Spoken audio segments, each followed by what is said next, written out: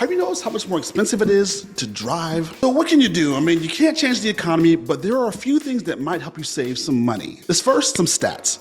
There's currently only one new car being sold in the US that is under $20,000, the Mitsubishi Mirage.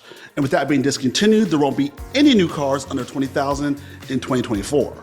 Now, in 2023, only about 12% of used cars were listed for $20K, down from 49% in 2019. According to AAA, the cost of car ownership has spiked over $12,000 per year, up from $10,500 in 2020. When you're budgeting for a vehicle, make sure you consider all your costs: financing, insurance, gas, and the maintenance. Dealers will always want to sell you on the big, flashy, more expensive cars. That's what they do. But think about what you really need. Definitely consider buying used.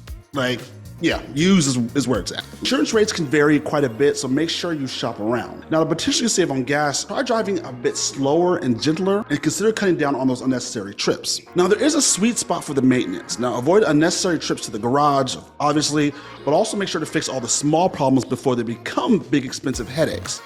And of course, by the way, your owner's manual will be a great guide for maintenance schedules. Do you have any money-saving tips for other car owners? Please share them in the comments below.